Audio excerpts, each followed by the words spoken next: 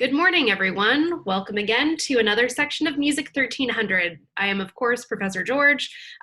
Today, I'm so excited. We're going to be talking about music that's been banned. Possibly my second favorite thing, aside from talking about the Dies Irae. And a couple weeks from now, I'm going to talk about just tragic endings in opera. So three of my favorite subjects, one of which we're going to be covering today. I've never done this presentation before. I would have loved to have done it for you guys in person. However, I obviously have been really interested in this topic of censorship in music and exactly where censorship can actually happen in a piece of music. Historically, it's happened in a number of different dimensions. So we're going to talk a little bit about like what I call the low-hanging fruit. Music that has been banned due to lyric content, where there's an obvious like programmatic detail to the piece that is perhaps questionable for some sort of an audience. However, we're also going to talk about music that is perhaps subversive in a harmonic kind of way. And that's actually where we're going to start our discussion. So before we begin, and again, very, very thrilled to be talking to you guys about this today, please take out the one sheet that I wrote for you. It is here in my notebook. Turn it down, music that's been banned. It's left for you in Dropbox. It will help you sort of like see the path of some of the bigger ideas that we're going to be talking about. There's lots of music that's been banned in the 20th century, for sure. But I want to start a little bit earlier than that in terms of our conversation. One of the first things that I want to talk to you guys about is an interval. And again, we've talked a lot about intervals and music theory and harmony recently, but the tritone, which I know I've played for you guys in class, is a very particular interval that's very strident sounding. It's particularly dissonant considering how open of an interval it is. By open, I mean there's actually a bit of space from note to note. The same is true for like the interval of a seventh, which falls just short of an octave, and our ear knows it very, very well. But in any event, the tritone is an interval that divides the octave, the one reiteration of one pitch class to the next. So the note C to the next note C on the piano keyboard is indeed an octave. A tritone splits that distance right in half, and it is a really dissonant sound that requires a sense of resolution to our ears. Going way back in time to like the medieval era, for example, a lot of the purpose of music was to serve and to heighten the idea of religious worship. And a lot of like the music that exists that we know of was handwritten, and that was done by a particular audience, and monks were the ones who were really responsible for like even allowing us a sort of view into what music looked like back at that point, because a lot of things were passed down orally, like you know, someone would play something, someone would remember it, pass it down generation to generation. Of course, kind of like the game telephone, where you start out with like one musical idea or one sentence. As soon as you pass it around a huge group, all that's going to be happening is that like there's going to be small manipulations that happen over time. So written documents are particularly important. They're not that they aren't subject to change, but they are perhaps a little bit more historically reliable. In any event, what we know is that the tritone as an interval does show up, but it does show up in very subversive ways. And the tritone as an interval was discouraged to use in musical composition that was meant to accompany religious worship. Why? It was distracting to the ear. It did have a kind of discordant sound to it that didn't feel like it was a point of resolution. And most music at that point was about reiterating what we call perfect intervals. Intervals that were pure, and therefore worthy of accompanying ideas of religious worship. verbal messages to like a higher being, for example. So yeah, we had religious music being written with only perfect intervals. All right, this has led to things like organum, for example, and we're not going to talk a lot about organum, but organum is a music where you're dealing with parallel lines of fifths, or a steady line and like other moving lines, but a lot of what we call parallel motion. Parallel motion, for those of you who are like, oh gosh, what is she talking about? Parallel motion, I like to think of a lot visually. If you've ever like taped crayons together and drawn with them, you know that they create the same shape together. That's why you adhere them together to do this. This is the idea of parallel motion. When one voice moves up, the other voice moves up. When one voice moves down, the other voice moves down. So back to the tritone. Tritone, not a perfect interval. Really discordant sounding, going to be avoided like the plague. I've found, satirical and comical video about the tritone, which I will play for you, followed by a more music theory related video that more precisely talks about what the tritone is and its historical relevance, kind of like I have. So give me one moment to toggle over to my other screen just for something fun, but like at the same time, a little like historically relevant. Lots of music being written for harpsichord and also like pre-harpsichord days. But the idea though is that like this sound is undesirable in music, and this is what it sounds like.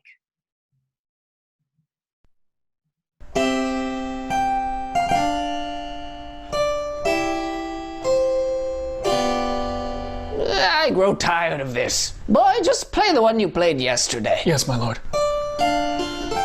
Ah, yes. This one is my jam.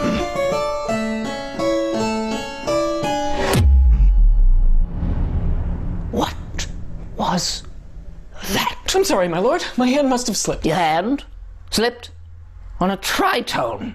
You could have just summoned a frickin' demon in my frickin' kingdom. That wasn't my intention, my lord. I don't care what your intention was. You've invited demons here to my kingdom. The kingly vibe, the vibe of this kingdom is totally off. The what? Player, what is your name? My name is Daniel. And your surname? Thrasher. I bet you don't even skate. What? Do you jest with me, boy? No, I'm pretty sure that's a jester's job. All right, who wanted the snake? That's a snake? Yes, this is a snake. It looks awful. Hey, shut your face. Who wanted the sword then? That's the same as the snake. Ah, you know what's the same? Shut up! Well, if you not be the jester, then I sentence you to death. Guard, Yes, my lord. arrest this man. Wait, over what? Playing that tritone, it was very unpleasant. Oh, you mean this one? Aye. This one right here? Yes, that one, stop it. Well, it looks like as long as I keep playing this, you're not gonna touch me. What's in God's name? Who dares to summon me? I told you, dude, you summoned a freaking demon. Oh, man. Which one of you meat sacks played the tritone? I don't know, demon. If I were to guess, it'd probably be the guy sitting next to the instrument. Don't get smart with me. Come, Flint. We must away. As for you, player, Yes? keep playing that junk. That sounds funky, bro. Throw a little bit of that left hand in there, too. Yeah, that's it.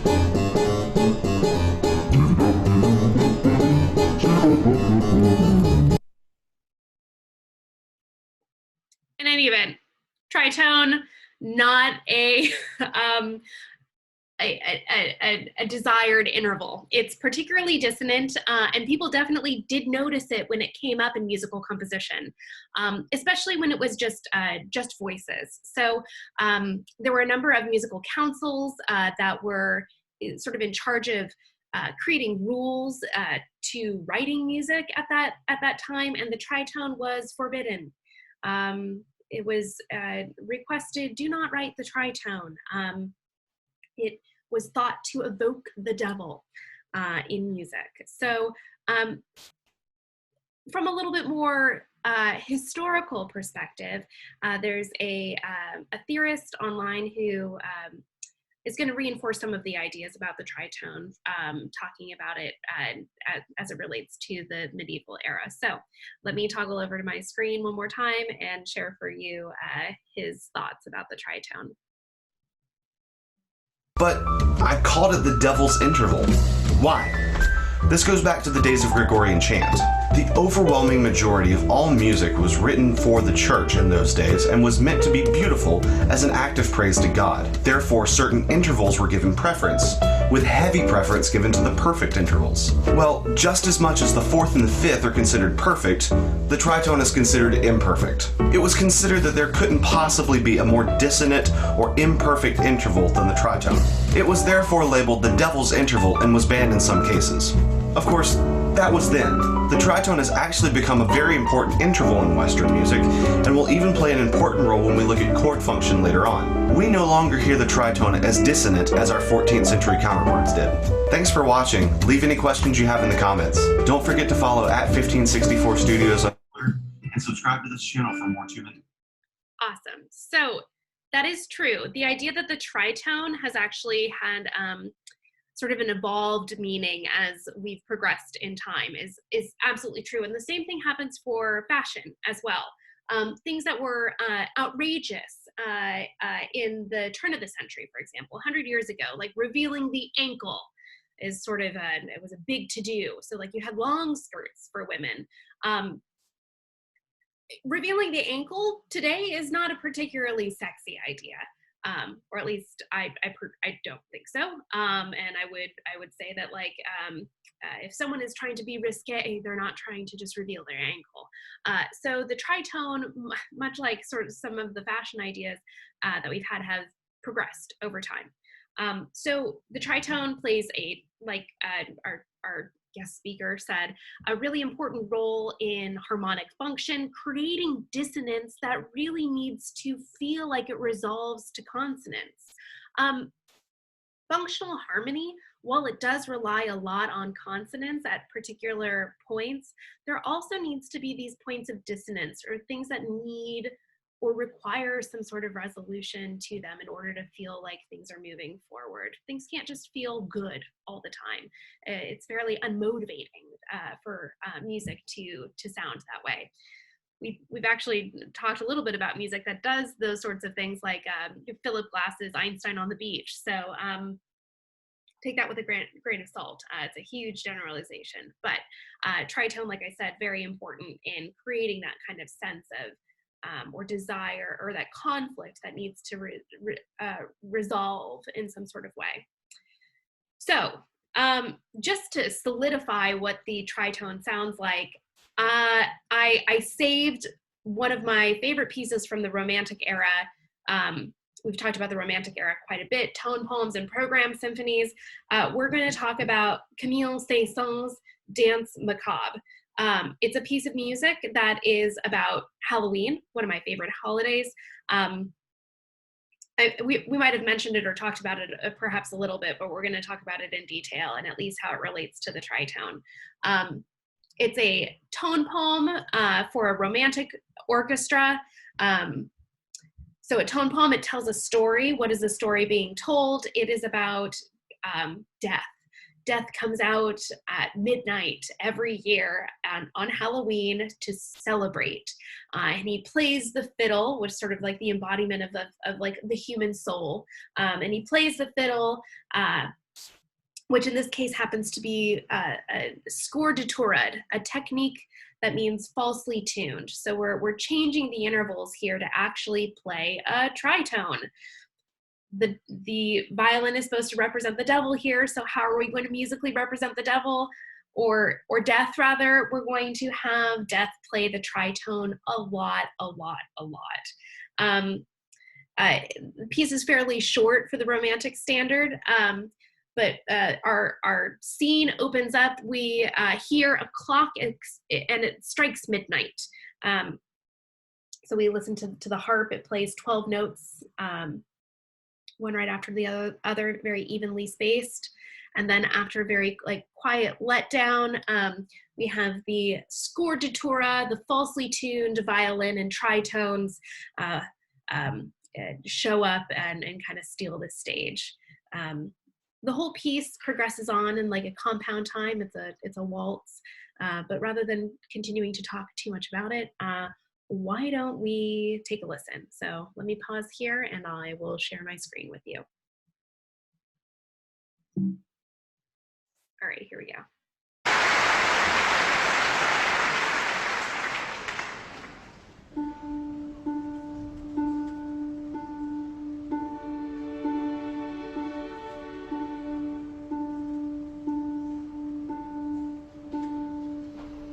It's midnight. Pizzicato, some extended techniques. There's the tritone.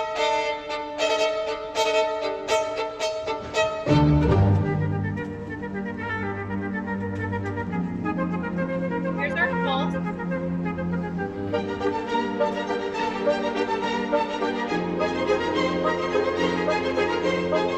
One, two, three, one, two,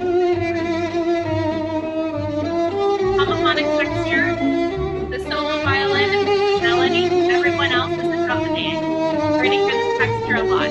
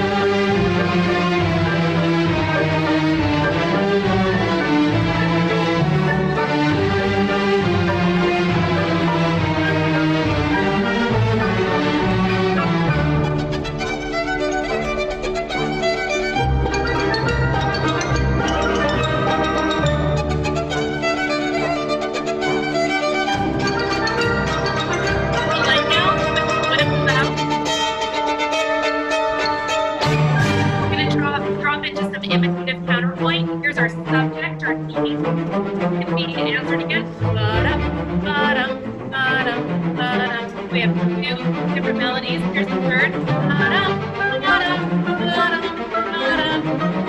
And it'll come in fourth time. Ba-dum, ba-dum, ba-dum, ba-dum. Again. Ba-dum, ba-dum. Anyway, and then we're going to kind of back into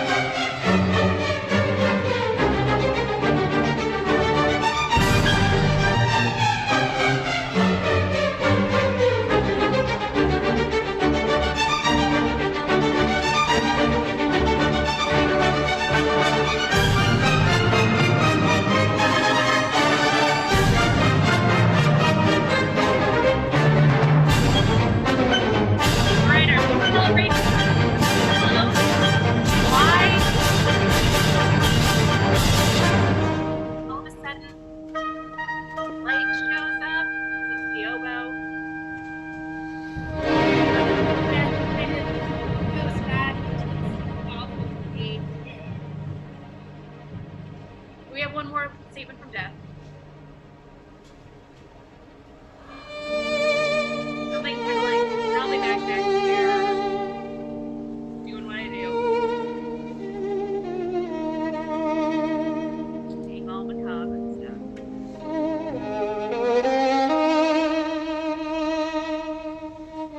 Structurally, we just need a little coda, the final cadence. Here we go.